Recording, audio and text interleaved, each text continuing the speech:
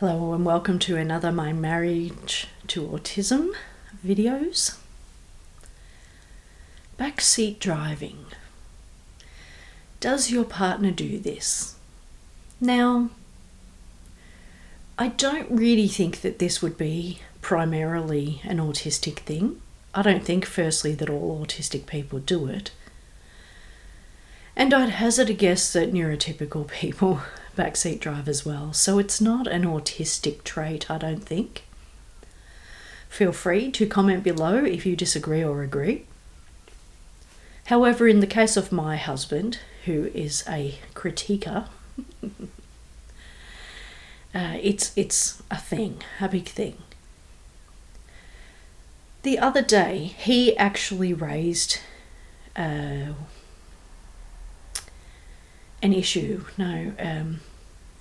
He remembered an incident that happened ages ago, and I don't know why he remembered it, but we were driving along and he said something about,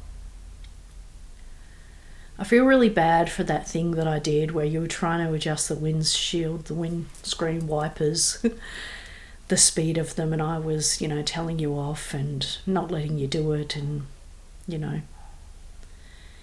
And I don't know why I was doing that, but I feel really bad that I did. In the end, it was a good thing that you did it, and, no harm, no foul.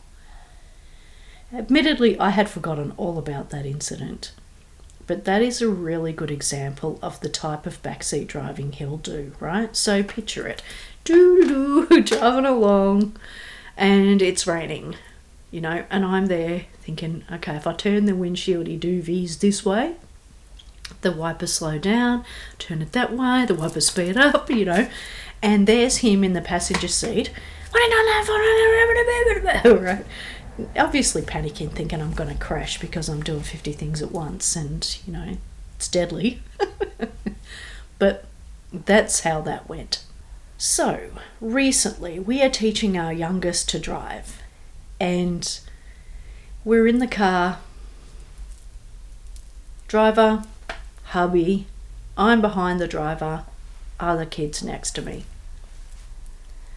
And the son driving says, when I get to X intersection, do I go straight or turn right? And hubby says, we'll face that when we get to it. I'm thinking, no harm to tell him now. And I say to him, you're driving towards your school, which means that you would turn right at that intersection. And hubby is agitated and not yelling and not shouting, but raising his voice. It's kind of like an octave in between. And starts saying to me, I'm the one teaching him to drive. Why are you even speaking? He didn't ask you. He asked me, so you don't need to answer, blah, blah, blah, blah. And I'm like, King of backseat driving telling me not to backseat drive. Okay. Really annoyed me. Anyway, I go quiet. What can I do? And I say nothing for the rest of the trip because whatevs, you do you. Anyway, a couple of weeks later, we're driving in a convoy. Said child's driving, I'm next to them. Hubby's in his truck behind us, and we're on CBs. CBs? Anyway, the little radios. Beep, beep, beep, beep, radios. And hubby's in that truck on that radio. CB, CV. Anyway, that radio. Actually telling us off from afar. Like, you couldn't believe it. So we're driving along. Crackle on the radio. Don't go so close to the car in front. And I'm like, how could you even tell if we close to the car in front? You're behind us. You couldn't know the space, Me, Roger Dodger. Driving along a little bit more, and there is something else to say. Driving along a little bit more, there is something else to say. And then when we finish and we get to where we're going, he says, you shouldn't have let him overtake. When he overtook on that road, that was dangerous. He was going up a hill and there was a car coming and right. It's like a machine gun. And I'm like,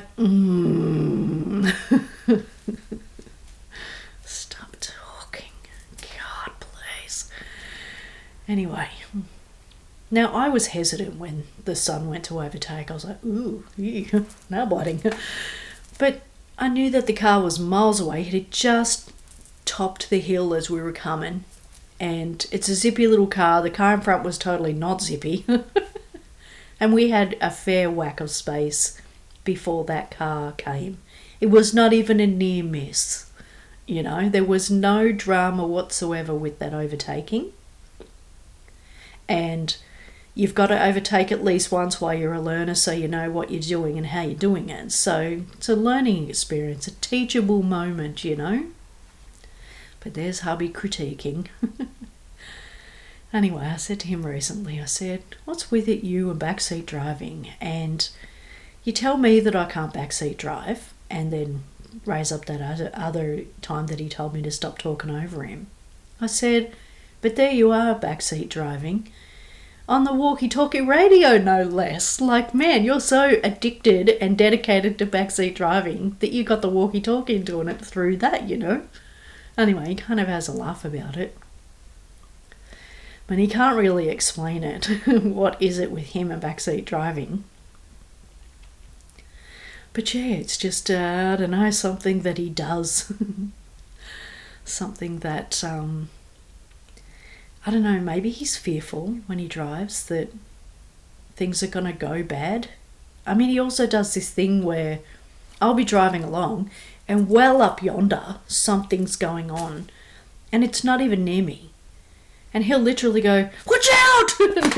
I start crapping myself thinking, what the hell? And he goes, oh, car up there. It's not even close, man. You gave me a heart attack. Anyway, so I don't know. I guess it's fear, you know, and obviously now we're teaching our son to drive. There's fear involved in that. But it's funny because if he's not around, he's got no problem with me driving our son around. It's not like he's like, oh, you're really bad at it, don't do it. He trusts me. And yet, he's just got this backseat driver thingy going on. Anyway, such a little random one for me, just one of those, what are called general interactions, daily interactions. Drop a comment below if you can relate. Does your partner backseat drive, or are you the backseat driver? Ooh. Drop a comment, love to hear from you, and thank you for taking the time to watch this video. Really do appreciate it.